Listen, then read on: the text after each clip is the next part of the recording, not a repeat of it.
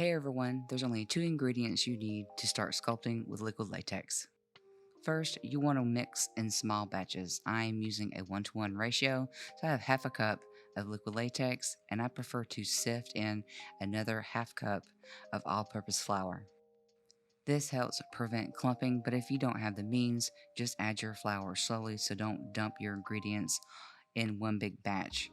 Now, what I prefer to do is I want to mix from the center going out, and this lets me incorporate the mixture slowly, preventing from it drying out. If you mix too fast or with a whisk, chances are you're going to get clumping a lot worse than this here.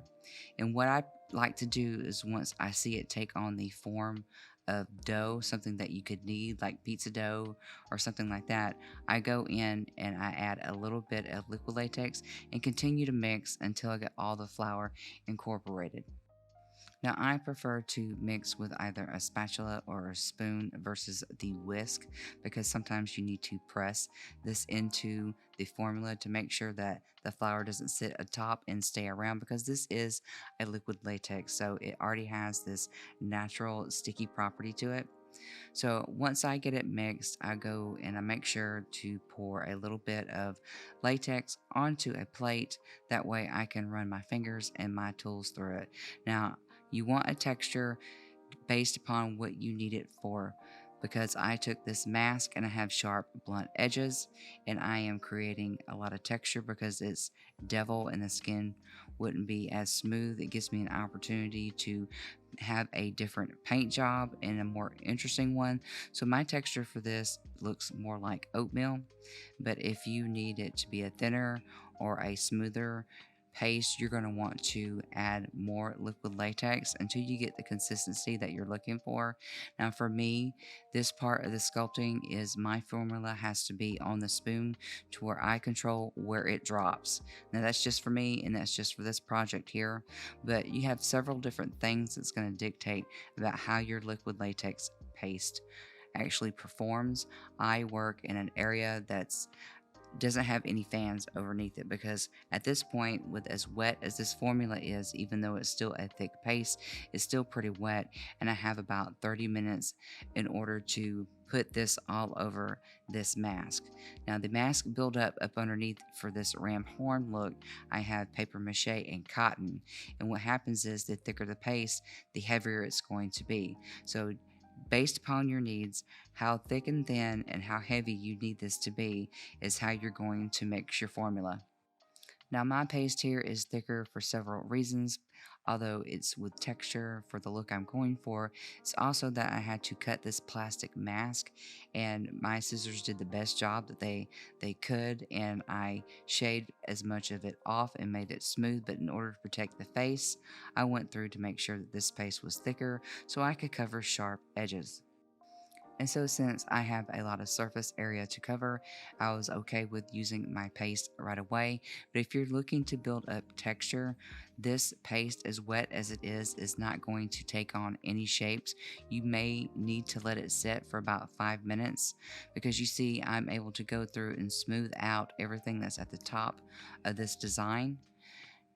And I already have the bulk up underneath built up.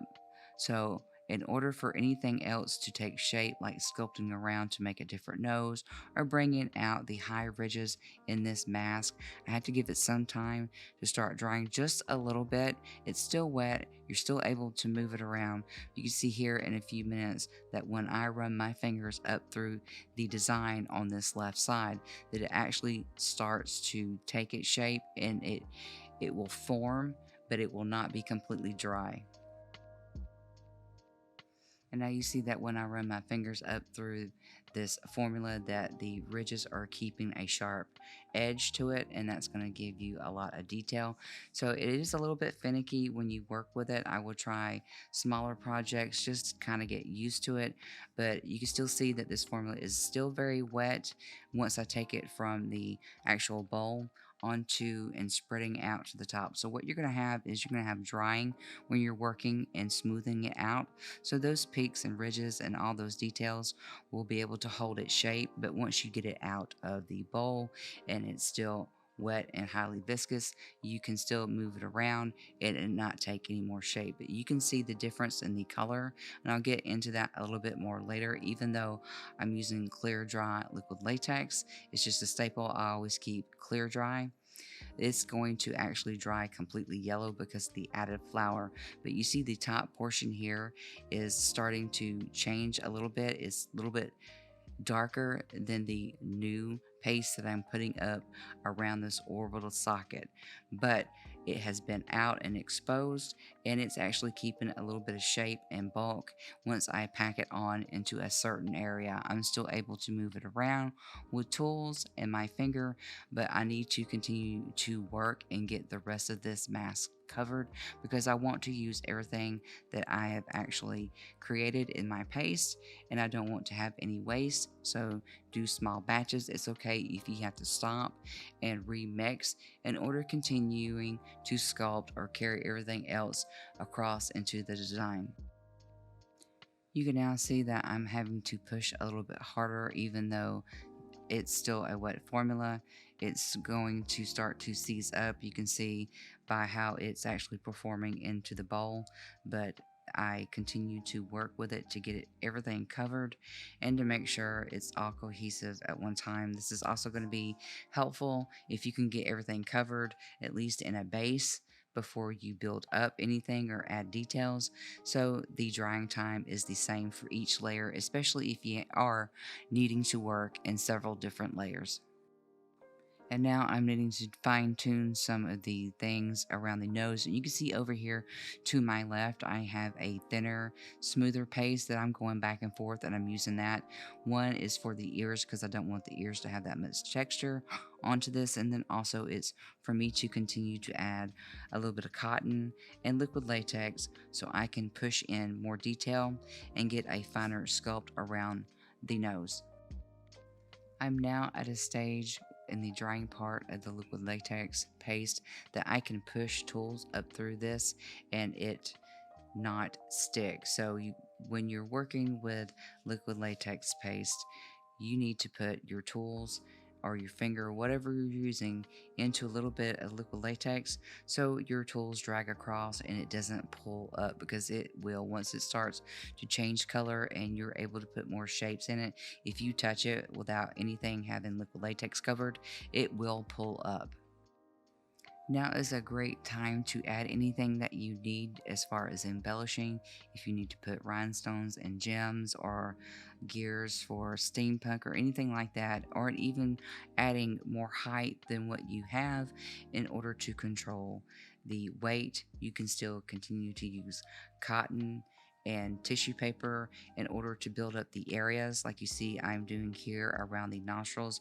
I wanted a high flare, but I did not have what I wanted as far as the paste. So I just added the cotton and then I would move the paste around it just to cover it up so you don't see the cotton. You just want to cover everything once you have those, unless it's like I said, jewelry or things like that. But as far as building the texture, smoothing things out, building up height, you can at this point, now that everything is starting to carry and keep a shape, once you use your tools, you have a good opportunity, probably about another 10 to 15 minutes, to add items like this to this point in the process. Once everything starts to change and turn yellow, it is the what I consider the third stage of the drying process. This is at the point where you can add things but can't take away from it, and it's going to start to cure. And at this point, I'm putting the ears onto the outside. I know they're going to stick, so they hold while I actually go through and put a little bit more paste to match the rest of the design. So if you have things that are sticking out, you will have a hold to it. Once you stick it on there, it will not come off, but you also want to continue to secure it by adding more paste. What helps me and what I also recommend in order to be mindful about how long you're working with it is either set a timer, or if you're going on by color, take some photos and just check it as often as you can. And then once you notice that everything starts to become a little bit more universal in what it looks like with this yellow third drying stage, you'll know that's the point where you need to begin to wrap it up.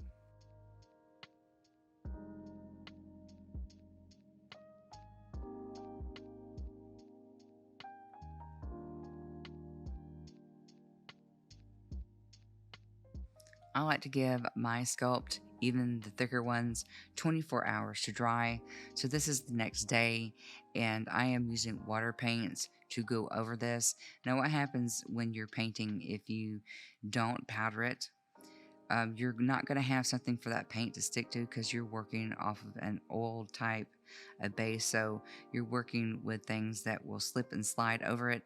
Even water, grease, acrylic, and other oil paints, it takes it a while to dry. So what I do is I normally stick to paints that are thin, and I build up the color and saturation that way, making sure that every layer is dry. But another thing that you need to be mindful about is no matter what type of paint that you're using, you're going to want to actually coat it so that the paint stays, doesn't chip, slip, or dry or crack. So I like to go through with a can of glossy, which is what I used for this one here, or you can use a can of matte, or if it's completely dry, you can tap and sponge in Elmer's glue will secure it, or wood glue. But do keep in mind that if you are tapping it with a sponge and things are not dry, you're going to lift up color. So I would highly recommend just using a can of spray to get it covered. And you can also use hairspray as well that will secure it and lock it into place.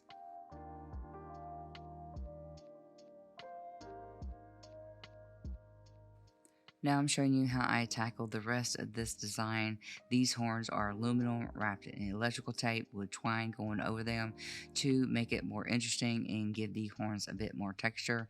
But if you did not have this, you can actually go through, instead of twine, you can mix a thick batch of liquid latex paste and actually go around the horns and give them that more authentic high ridge and texture into it. It's just an option. It's something else to try, to let you know that not only is this, paste in this formula and is a way to sculpt with over a mask, you can do it to create prosthetic pieces and just add texture overall and to make things a bit more interesting. Here is the final sculpt, complete with ears, paint, clear coat, and the ram horns.